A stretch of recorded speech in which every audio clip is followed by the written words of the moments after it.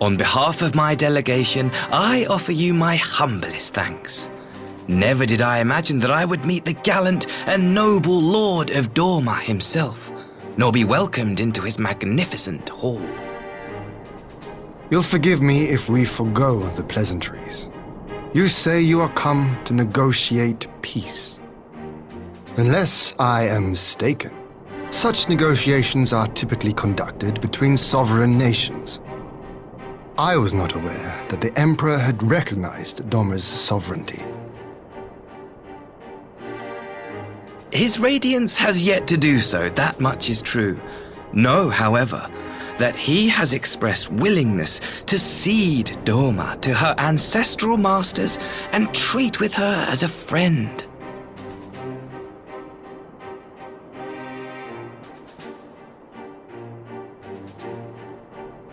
Since the days of Emperor Solus, the Empire has aggressively expanded its territory. While you may not agree with our founding father's policy of expansion, I believe there is room for discussion on the matter of his lifelong goal, to rid the world of icons.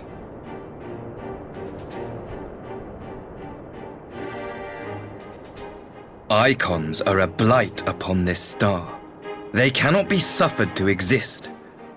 This you know as well as we. In his wisdom, Emperor Varus wishes to explore the possibility of an alliance to combat this common threat, on the condition that Dorma renounces summoning and pledges to police the Korgians' practice of it. His Radiance would extend the hand of friendship. Dorma has never shown any appetite for summoning, and it should go without saying that we will address any threat to our people, icon or otherwise. With regard to the Korgin, I must stress that they only resorted to summoning under extreme provocation.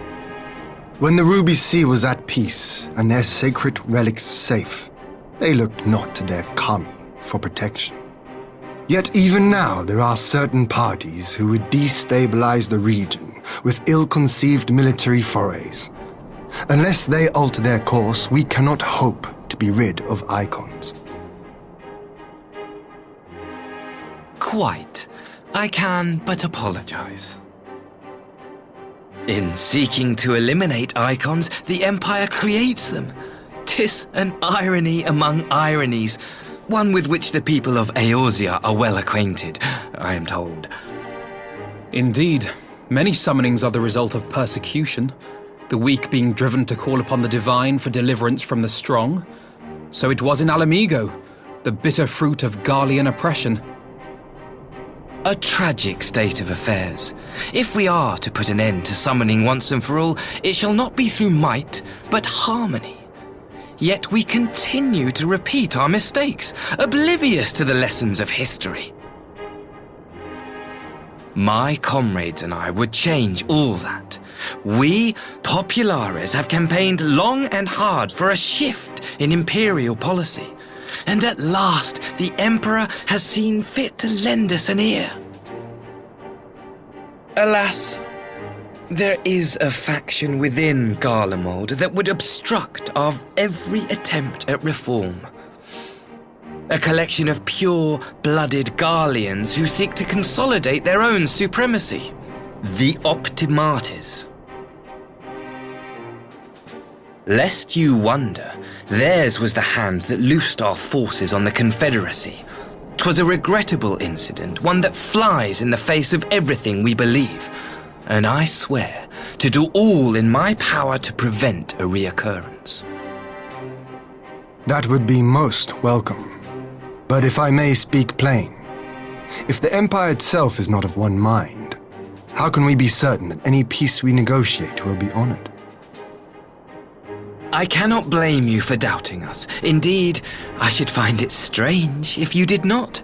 And so, in the name of building trust, I would like to make a proposal. A prisoner exchange.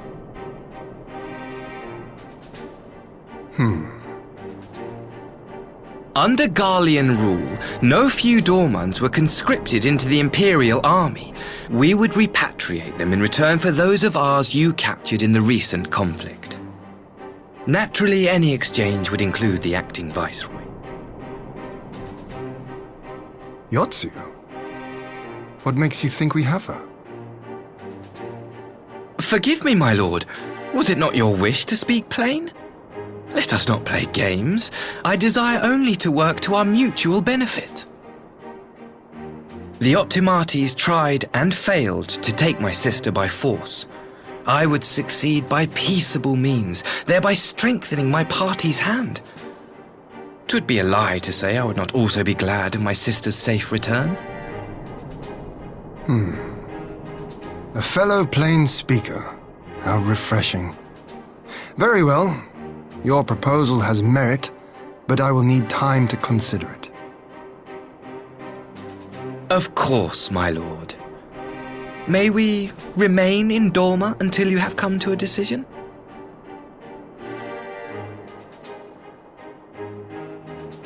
You shall be our honored guests. Yugiri, I leave the ambassador and his retinue in your care. See that they are well looked after.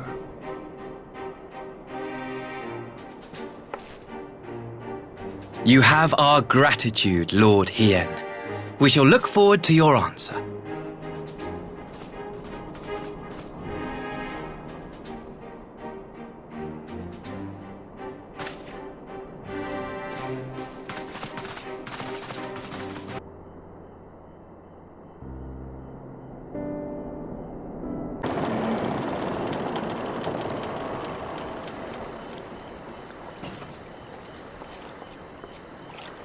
Get back! I'm warning you! Someone's in trouble.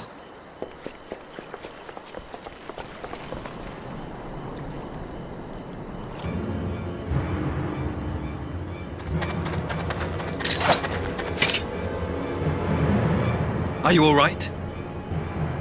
Hi.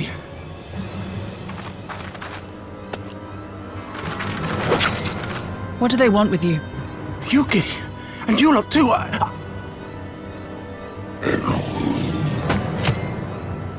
I don't know. We were returning from the Enclave when they came at us. It seems they won't go quietly. And neither will we.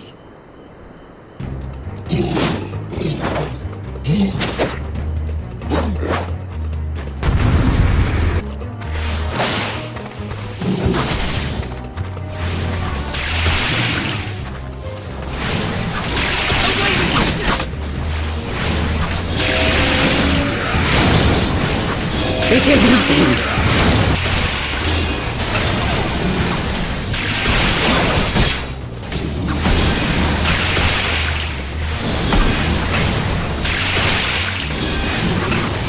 Leave this to me.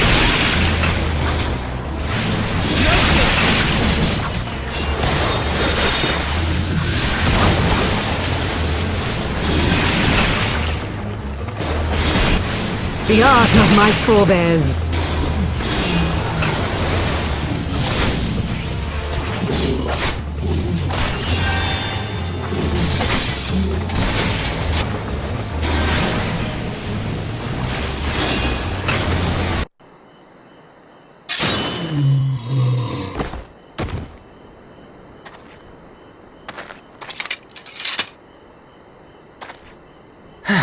That seems to be the last of them.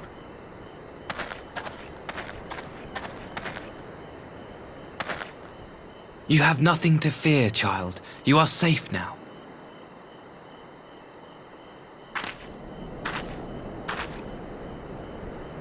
Thank you, sir.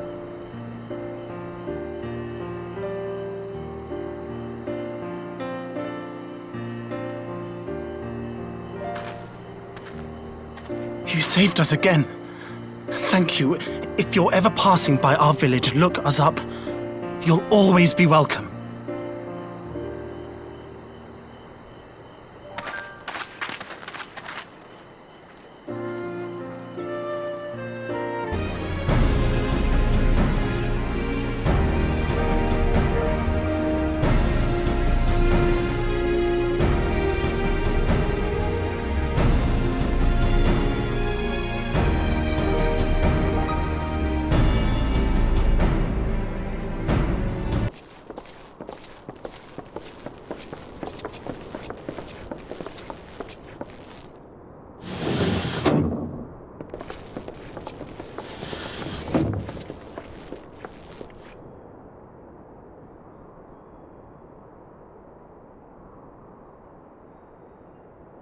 I had her brought here in secret while the three of you kept our guest company.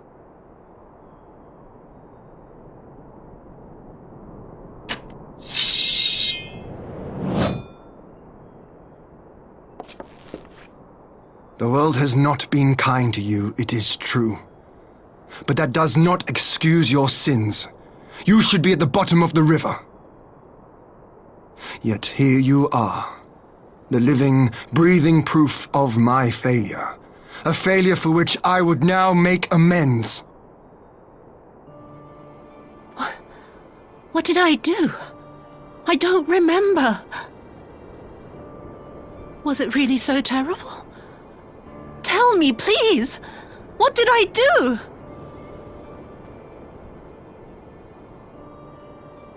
You speak of sins, my lord. But at whose feet do those sins lie? With the soldiers who committed the crimes, or those who commanded them to do so? With both, I would say. For all have a conscience, and all must choose. But with no memory of who she is, or what she has done, what sin remains to be cleansed? You ask that I show mercy. I ask why the heavens saw fit to deny me my rest. Why Yotsuyu was spared not only death, but the bitter memories of her life. You truly think it the will of the Kami?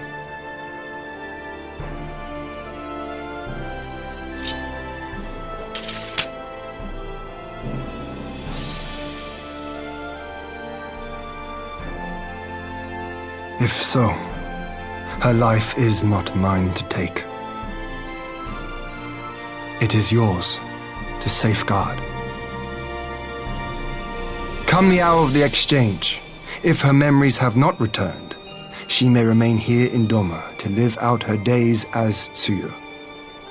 But if they do, the Guardians shall have their viceroy. Though the people will protest, they will come to accept my decision when they have been reunited with their loved ones. Thank you, my lord. Now then, I believe we have kept our guest waiting long enough.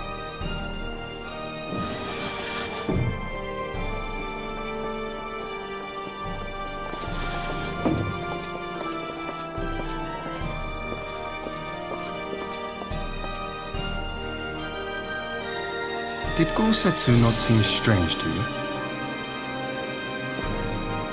His sympathy for your Tsuyu apart, I mean.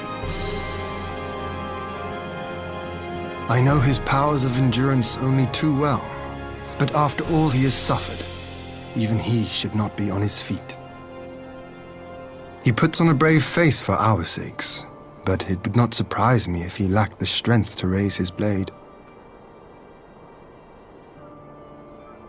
Though I suppose if he and Yotsuyu are to enjoy a life of peace and quiet, he will have little use for it.